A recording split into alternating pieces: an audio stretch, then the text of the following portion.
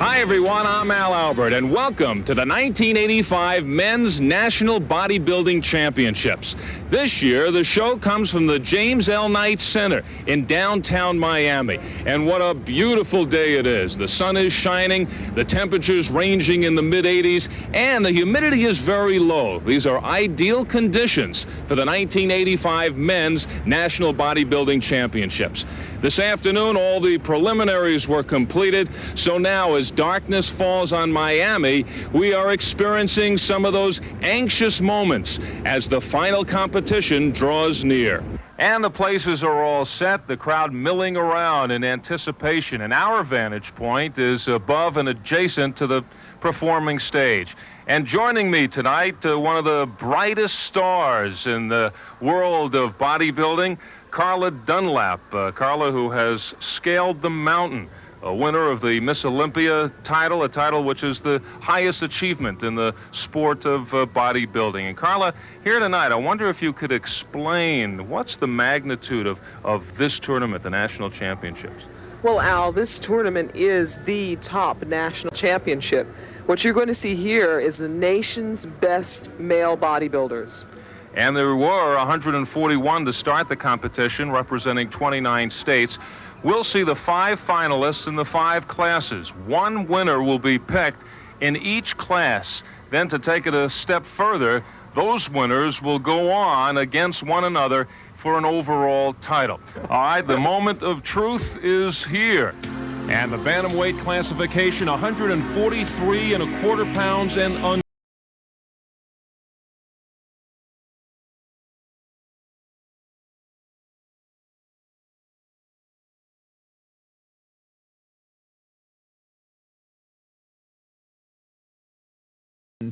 Smokey Pierce, the first competitor, and 25-year-old Lester Wiltz from Pennsylvania. Lester has also stepped down from the lightweight class. He looks big, and he's bigger than a lot of the guys in his class here. Lester Wiltz. And the favorite, also a former lightweight, stepping down to this new bantamweight classification, 33-year-old Francisco Fontanez. Francisco seems to be one of the guys who's a lot older, but this is his first time, I would suppose, really having a shot at the title.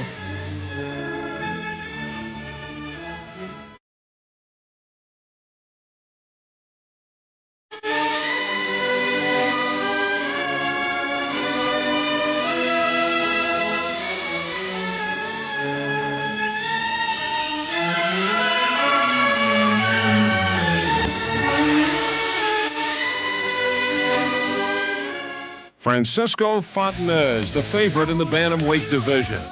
29-year-old Mark Miller, the 4th of the 5 bantamweight finalists. He looks big. So far, he's as big as Francisco. And Miller, one of 4 lightweights who have stepped down to the bantamweight division. Mark Miller. And the 5th and final finalists in the bantamweights, Earl Parks, 24 years old, out of El Paso, Texas.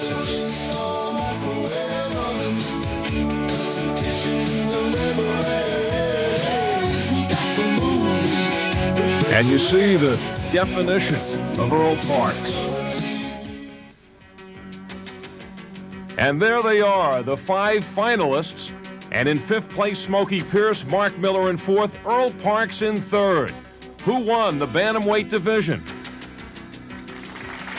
The runner-up is Lester Wiltz, and our winner is Francisco Fontanez. The 33-year-old Francisco Fontanez out of Skokie, Illinois, the winner of the new division, the bantamweight crown.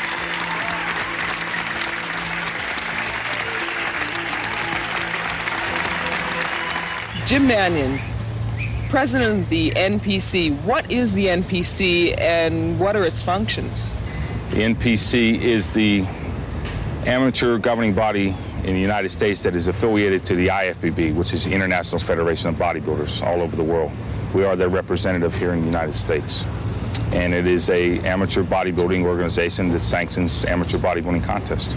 This is the highest level of competition on the amateur level, is it not? Exactly. This is our highest men's national competition here. What is a judge looking for in a contest of this caliber? Well, we kind of break it down into three categories: symmetry, muscularity, and presentation. The symmetry is, as you know, the overall proportion of the body. The muscularity is the degree of definition and the muscle separation. And the presentation would be the posing and the whole general appearance, really. Lightweights, 143¼ pounds to 154¼ These men are particularly light boned, so you're going to see men who have very high quality muscularity and definition, but not the size that you're going to see in the heavyweights.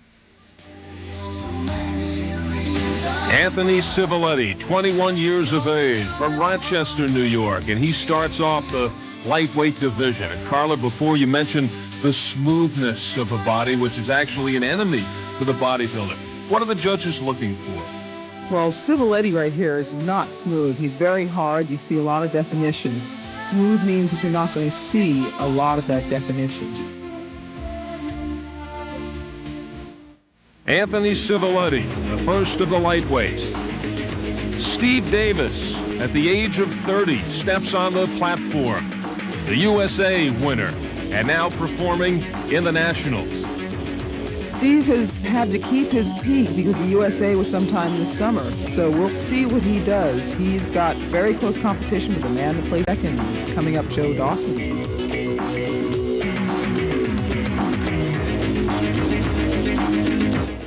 Steve Davis. And this is Joe Dawson, 31 years of age, from Fort Lewis, Washington. And when he turns around, you'll see the big smile that tries to influence some fans and perhaps some judges. Joe Dawson is really playing his personality out here. He is not only in super condition, he is really projecting Joe Dawson. And some feel that the attitude is the single most important factor in a champion's makeup. Sure it is. You're pretty close as far as the top people, but what you do on stage here and showing who you are makes a difference.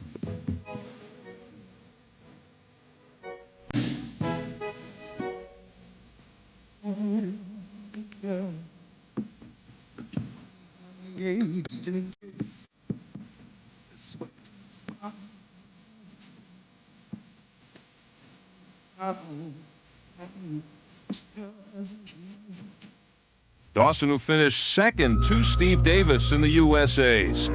Joe Grossi, the age of 26, the fourth of our 5 finalists in the lightweight division.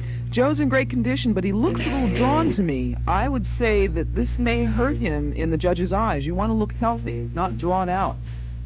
What could be the reason? Over-dieting, just taking yourself that one step beyond looking healthy. These athletes try to peak out at the right time. Carla, could you explain what that means as Joe Grossi finishes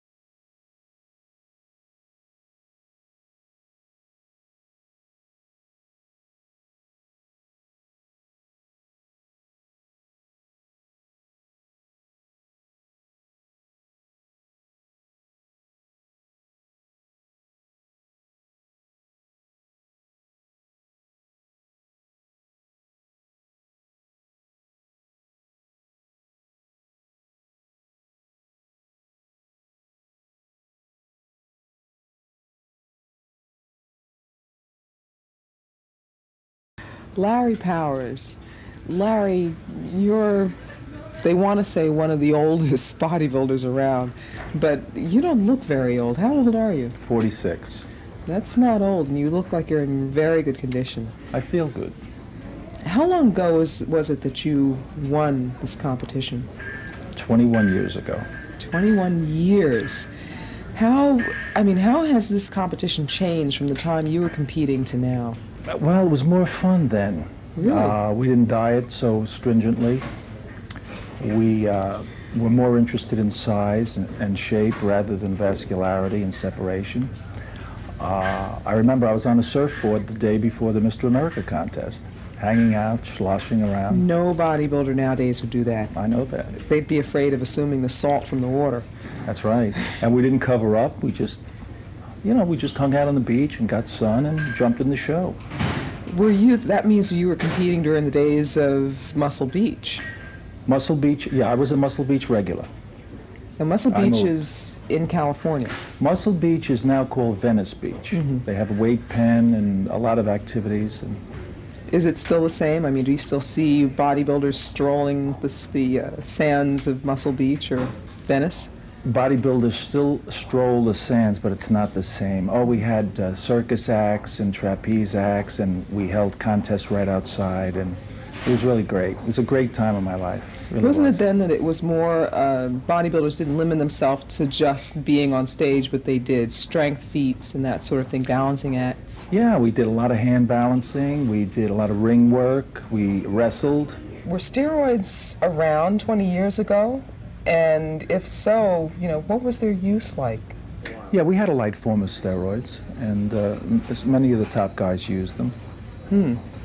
Top guys in your time, who were they, if we could The drop a top few guys, names? who were the top guys? Yes. Okay. We had people like Larry Scott. The man famous for his arms. And Frank Zane, who I understand is still around. Yes. Sergio Oliva. Who is also still around and who is coming back into the sport. I hear very good things about him. Someone named Arnold Schwarzenegger was just starting to hang around and Arnie was show around his then? face in contests. Genetics are very important in bodybuilding. In my case, they were very, very important. It enabled me to win the title. I had wide shoulders and a small waist. Are steroids important? I think that they will help. I'm not condoning steroids. If you want to know the big question, did I take steroids? The veteran, 34 years of age, who comes from Detroit, where he is a policeman, and now looking to police up this heavyweight division. Let's look at Ron Love as far as physique is concerned.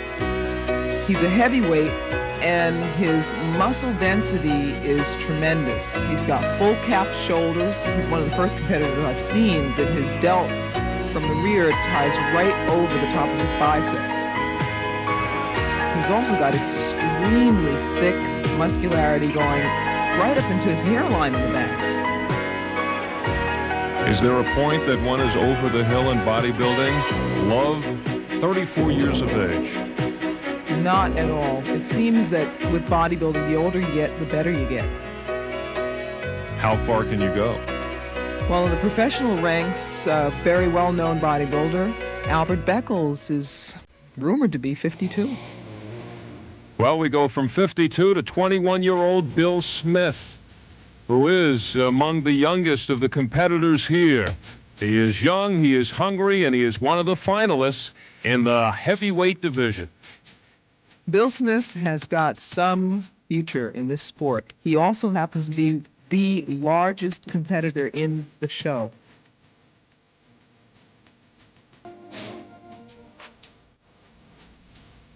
I would say that his age is only going to stand up well for him because he hasn't got the refinement of a Ron Love or a Richard Roy, but he's got plenty of years to chisel his physique to a national title level. 21-year-old Bill Smith. And our fifth finalist in the heavyweight classification, Angelo Vasella. He's just 23 years old, out of Yonkers, New York. Bozzella has beautiful wine, but between him and Lanzillo, I would say those two are at a weight disadvantage to the other three men in this class. I would give Bozzella maybe another 2 years to put on his size, and if he keeps it balanced, he will be a threat in this class.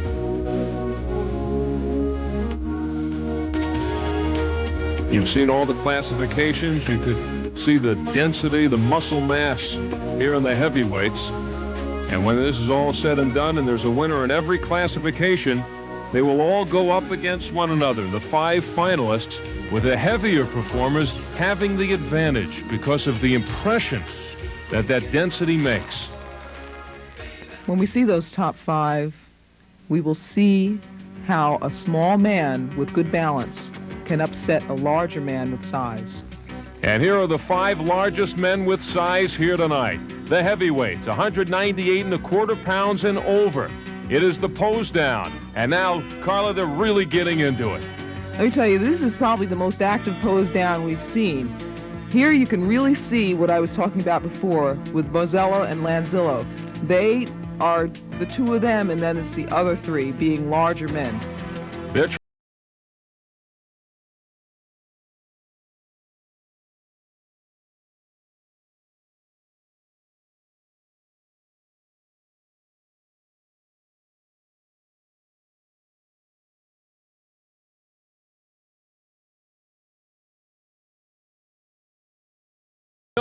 most felt that he may win it.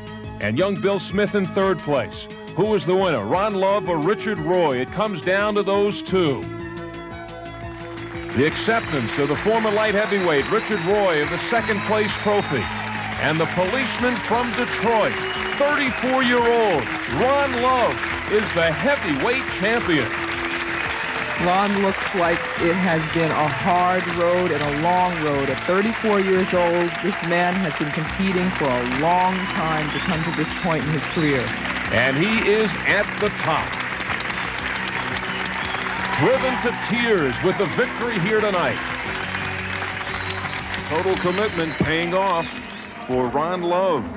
The heavyweight class is complete. 5 classes complete. We have 5 winners remaining. You will see them for the overall title here at the NPC Nationals in Miami, Florida. We have 5 winners who will now go on to compete against one another for the overall title.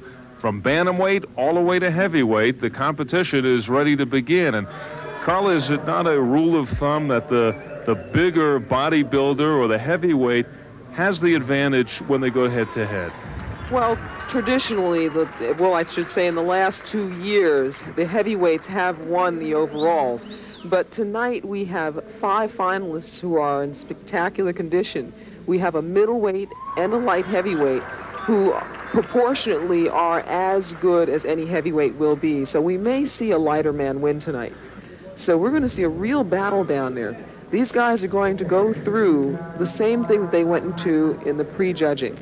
We're going to see right now these guys go through 2 rounds and then a pose down. And we are ready for the overall title. We have come down to this, certainly the climax of tonight's event.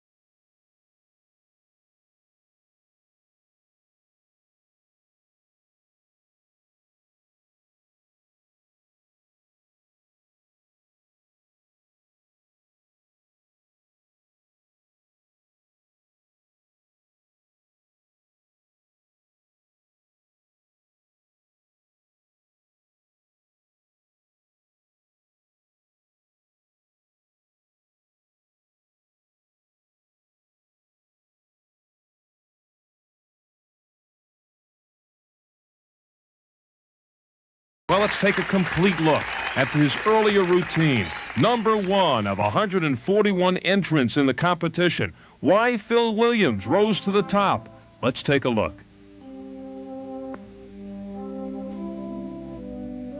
Let's look at Phil's routine from the judging standpoint. Through the entire routine, Phil demonstrated complete confidence, thickness, just enough cut to his muscularity to appear healthy and dense. He's enjoying himself, and he's keeping his entire body flexed throughout the routine. Let's just sit back and let Phil do his thing.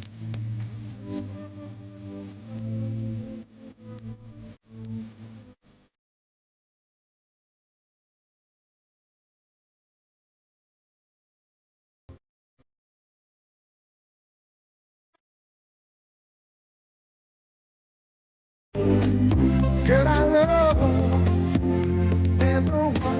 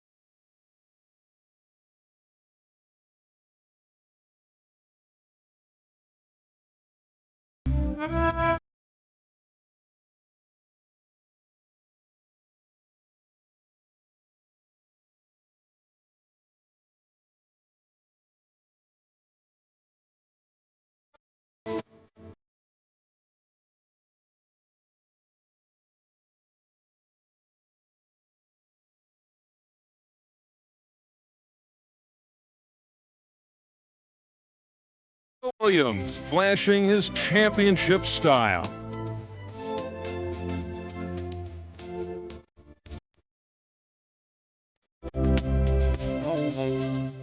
Al Albert along with Carla Dunlap, and we are back here at the James L. Knight Center with the man of the hour, Phil Williams, who has captured the light heavyweight title along with the overall title. And Phil, Carla was trying to get into that kind of feeling relating back to when she won the Miss Olympia contest. Perhaps you could describe what's going through your mind right now. Okay, be honest with you, it's more like shock. And I haven't had time to really think about it yet. You know, things are happening too fast, and it's more or less like a dream. So I'll need 2 or 3 days in order for it to set in, and then I could probably realistically answer that question for you.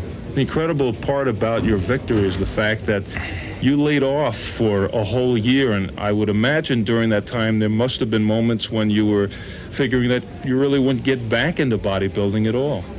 Well, you know, you need the rest. You can push and push, and you can push yourself so hard. Then mentally your mind starts to rebel against you. You know, your body starts to rebel against it, and it's time to stop. So I took a good layoff, and then I sat down and I planned a strategy. And from there I took it, you know, and they gave me more than a year to get ready for the Nationals, which I started training for the Nationals around the 1st of August of '84. Do you think that perhaps is a strategy that more bodybuilders should take a look at? Yeah, definitely. You know, it's a scientific approach. You have to be smart about it. You know, you can't peak, re-peak, and peak again. You know, you have to, when the body's tired, you have to stop. And then when it's ready to go, you can push again. Just like a car. You keep pushing it and you keep pushing it, eventually it's going to break down. It's the same thing with a body.